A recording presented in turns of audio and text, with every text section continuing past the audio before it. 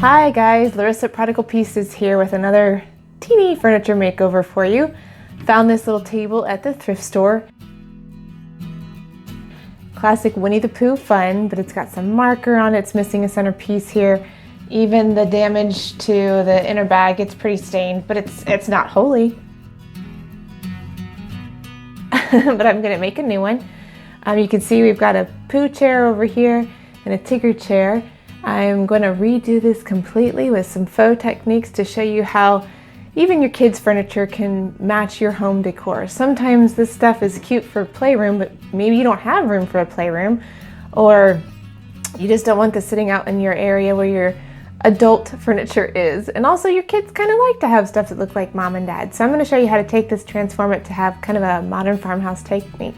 Follow along with these steps and you can do this too. Okay, so I mentioned I'm going to do some dramatic things here. I'm going to take apart the chairs and the table, take it outside, sand it, cut a new piece, take off the cloth bag here and show you what I got. But my idea is to get this some tooth, to get this down. There's a lot of chipped edges here in the veneer.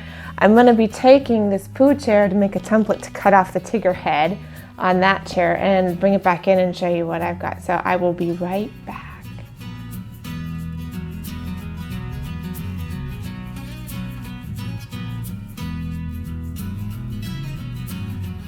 I'm back.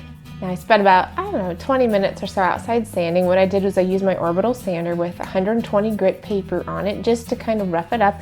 You can see what I did here on the chair bottom.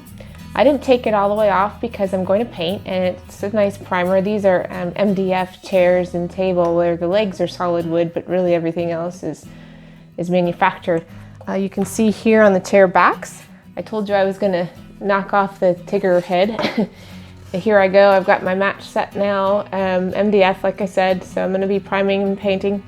For right now I have everything upside down because when I do the top finish I don't want to have to turn it upside down to do the top. I might ruin the finish. So I start with the bottom first. What I'm going to be doing is putting on a primer called Gripper. That stuff works really good when this is already painted to help it adhere. It works well with laminate. I talk about those things on the blog. I mention it often how I use it to update particle board and different, cheaper manufactured woods, but this is the way to go. I'm using my round zebra brush on the legs. It's the best brush to get up and down on those smoothly. I can even use it on these flat surfaces. I'm going to give it one coat of the primer, let it cure, and then come back and paint and show you what I'm going to do.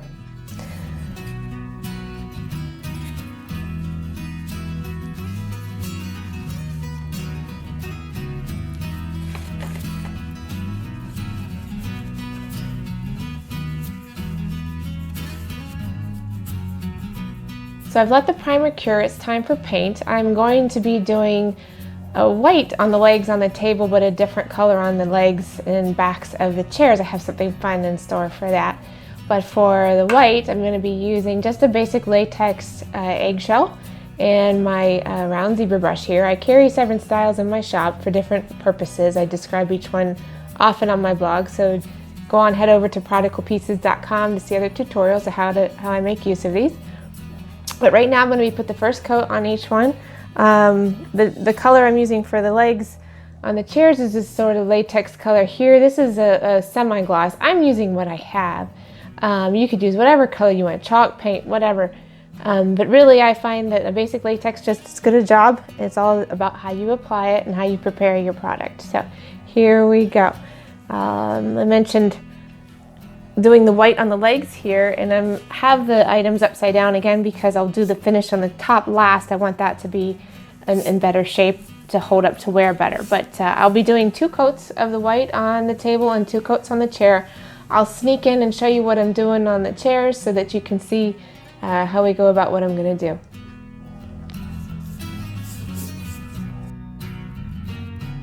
On to the next step. The paint has dried on the legs, the bottoms there, and so now I'm ready to do the tops. Now I mentioned before that I used a primer called Gripper, because remember this is MDF that's been painted and had these appliques put on it, and it has a rough edge here, so we're going to be putting on the primer. But when I use the primer this time, instead of a brush, I'm using the microfoam roller here. It just gives a nice surface finish. Not that the brushes don't, but when it's going around edges and such, this is obviously a lot faster for a smooth surface like this. But I also want to give a little tip when I use my little paint pan here. I like to use just a regular plastic bag to line my pan. It's economical, it's easy. What I do is turn the bag ink side in, insert the bag so that you don't get the ink in your paint, because that can happen. Ask me how I know. Another way to make use of this also is when you're done and you want to do another coat of, let's say, paint or primer, whatever, you can close up the bag around the roller and wrap it up tight, put it in your refrigerator. It'll last for a long time. Keep it moist, and you also save on rollers. So just a tip from me. Here we go. We're gonna put on a coat. I'm gonna have to stand up here. You may not see me for a minute, but roll it on nice and even. You can see that I cut a board there for the center. So it's inserted and it already has some gripper on it, but I wanted it to kind of all be the same finish here. So, all right. I'm going to be doing not only the tabletop, but the edges and also the seat top and edges too. Again, I worked on the backs of the chairs. I'll show you those in a little bit. I've also got some sewing to do to fix that bag holder that goes in the middle to hold the kids' toys. But I'm going to keep going and I will touch back in and show you what I'm up to. Primer has cured, and like I mentioned, I used the roller on that coat because that primer is kind of thick and it is hard to get brush strokes out of that. I mean, it's possible, but it's more of a chore, so I use the foam roller. But in this instance, I'm going back to my stubby brush here. Yeah, it's stained green, but it's okay. It's really soft, really pliable, but the paint I used stained it for good. Anyway, I'm going to be doing a faux wood effect, and in order to do that, you gotta think in layers. When you're looking at wood, you see several colors. Most of the time it's a regular base color and then a grain color. So to get the wood look I'm after, you can see how I've done it on my blog several times, even on my garage door. I'll show a picture here. Start with a base color, and I'm using the same color I used on my garage. It's kind of a caramel color. It's a custom mix, something that I had. I don't have a name for you, but you can find something similar. Brush it on. I'm going to be doing 2 coats, letting it cure in between. I would say an hour or so, but we want to get this nice and woodsy looking. I'll show you how we get the wood effect next. Okay, you can't see me, but I've been working on the little table. I'm over here. I've got some gel stain and a small brush. I'm going to be using a graining tool to go over top of this. I put some gel stain on, wiped it off, and then I'm rocking my tool back and forth to very slightly create a wood grain. It's got different teeth and tools that you can use. I didn't want this to be too pronounced, but basically wiping some on here and giving this a really cool effect. The tool comes with different sizes, different combs, different things that you can use to get this look, and it's just neat to see how to create this. Because I'm working on mini scale, this is a little different than what I've done before. So I'll show you here. There's this other tool. You can create grain and even this larger attachment for larger planks. So because, like I said, I'm working on this small scale, I'm using these 2 things with the hickory stain, gel stain, brushing it on, wiping it off, and then going back and giving it a little cool effect. So I will show you what I've done with the chairs here in a minute.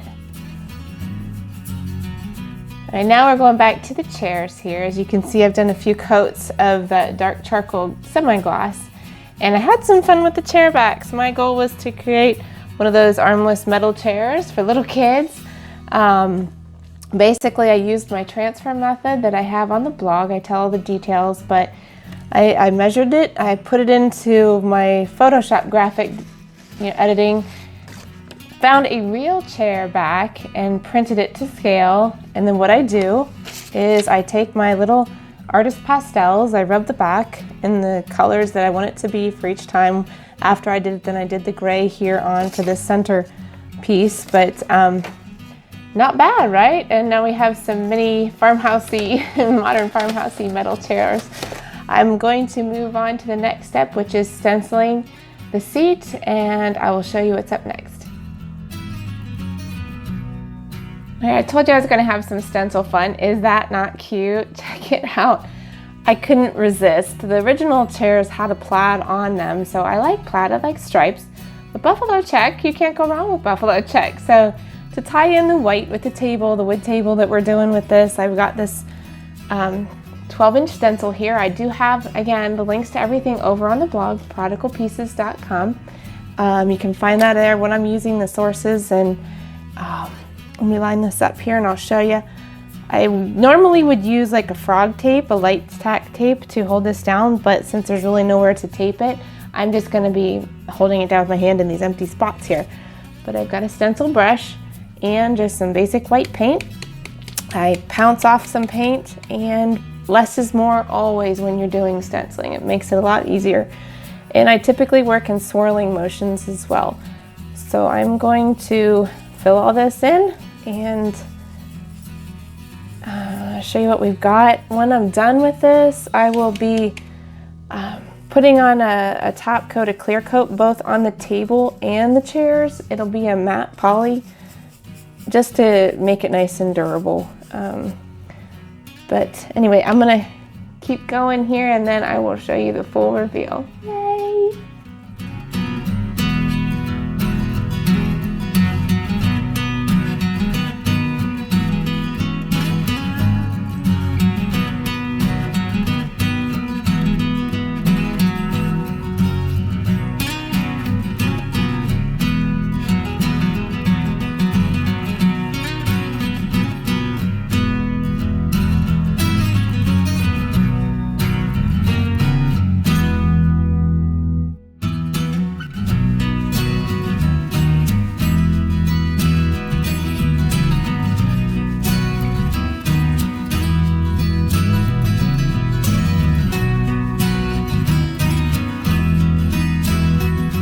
Table's done.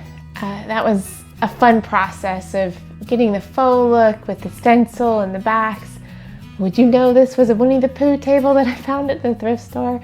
I doubt it.